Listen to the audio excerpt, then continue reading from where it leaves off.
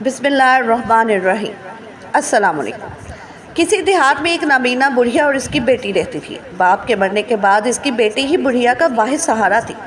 بڑھیا نے اپنی بیٹی سے کہا، بیٹی تم مجھے بہت عزیز ہو، میں نے کچھ پیسے اکٹھے کر رکھے ہیں اور 10 تولے سونا بھی تیرے جہیز کے لیے سنبھال کر رکھا ہوا ہے۔ میری یہ خواہش ہے کہ تیری شادی ہو جائے اور شادی کے بعد تو مجھے کسی اولڈ ہاؤس میں بھیج دے۔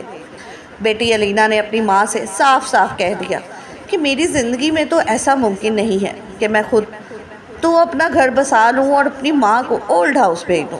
تقریباً ہر رات ماں اور بیٹی میں یہی بحث ہوتی تھی۔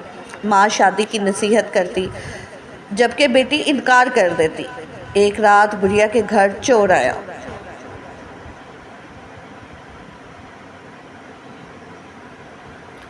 دونوں ماں بیٹی اس وقت سو رہی تھی۔ چور نے بڑھیا کے منہ پر کپڑا باندھا اور پھر اسے چارپائی کے ساتھ باندھ دیا۔ پھر اس کی بیٹی علینا کو قمیض سے پکڑ بڑھیا سے کہا، گھر میں جتنا بھی مال اور زیورات ہے میرے حوالے کرو ورنہ تیری بیٹی کو بے آبرو کر دوں گا۔ اگرچہ تو دیکھ نہیں سکتی مگر اپنی بیٹی کی سسکیاں اور چیخیں ضرور سن پائے گی۔ بڑھیا نے چور سے کہا کہ میری بیٹی کو چھوڑ دو، فلاں صندوق کی تہہ میں 10 تولے سونا اور پیسے پڑے ہیں، یہی میری جمع پونجی ہے جو میں نے اکٹھی کر رکھی ہے اپنی بیٹی کی شادی کے لیے۔ چور نے صندوق کھولا، زیورات اور نقدی اٹھائی اور وہاں سے روانہ ہوا۔ علینا نے روتے ہوئے اپنی ماں کے ہاتھ پیر رسیوں سے کھولے اور روتے ہوئے کہا، اماں اب تو میں تجھے چھوڑ کر کبھی شادی نہیں کروں گی۔ اب تو زیورات بھی نہیں رہے اور نہ ہی کبھی شادی ہوگی، کیونکہ نہ ہی شادی کے پیسے رہے۔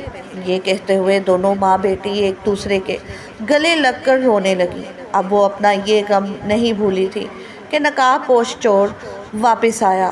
بڑھیا نے کہا، تو واپس کیوں آ گیا؟ گھر میں سب یہی مال تھا جو تیرے پاس ہے۔ چور نے کہا، سب سے قیمتی مال تو میں چھوڑ کر جا رہا تھا۔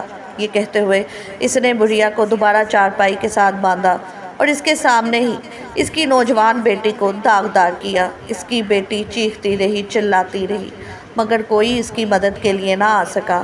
صبح ہوئی تو یہ بات مشہور ہو گئی کہ بڑھیا خود کو آگ لگانا چاہتی ہے جبکہ گاؤں والے اسے ایسا کرنے سے روکتے ہیں۔ گاؤں کے رئیس تک جب یہ خبر پہنچی تو وہ بڑھیا کے پاس آیا اور اسے صبر کی تلقین کی۔ بڑھیا نے غصے سے کہا، اگر تیری نوجوان بیٹی کو تیرے سامنے ہی بے آبرو کیا جائے تو کیا تو صبر کر پائے گا؟ 24 گھنٹے میں مجھے میری بیٹی کا مجرم چاہیے ورنہ میں خود کو آگ ضرور لگا دوں گی۔ چودھری صاحب نے جب یہ سنا تو اس کی آنکھوں میں آنسو آ گئے اور اس نے بڑھیا کی بیٹی کے سر پر شفقت بھرا ہاتھ پھیرا اور وعدہ کیا کہ 24 گھنٹے کے اندر تیری بیٹی کا مجرم تیرے سامنے ہوگا۔ چودھری نے بڑھیا سے کہا کہ تم مجرم کو پکڑنے میں میری کیا مدد کر سکتی ہو؟ وہ کہنے لگی، بیٹا میں اس کا آواز نہیں بھول سکتی، باقی اس کی شکل نہ میں دیکھ سکتی تھی کیونکہ میں اندھی ہوں اور نہ علینا دیکھ سکتی تھی کیونکہ اس نے چہرے پر نقاب باندھا ہوا تھا۔ چودھری نے آدھی رات کے وقت علینا سے کہا کہ زور زور سے چلاؤ۔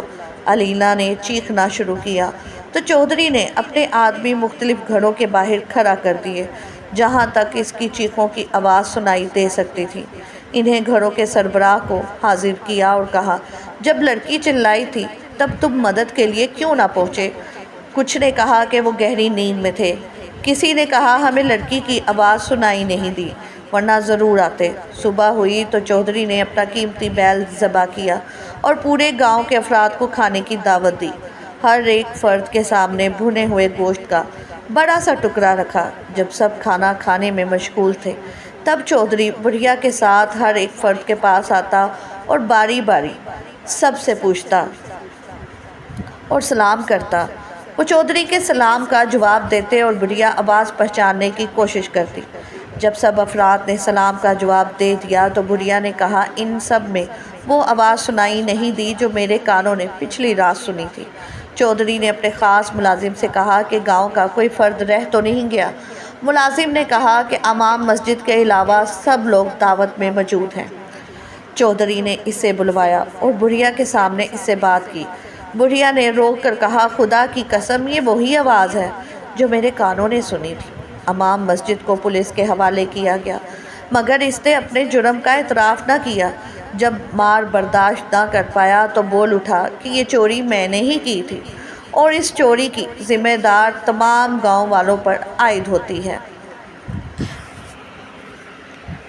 کیونکہ یہ مجھے ماہانہ 5,000 روپے دیتے تھے۔ اس مہنگائی میں اس معمولی تنخواہ پر گزارا بہت مشکل تھا۔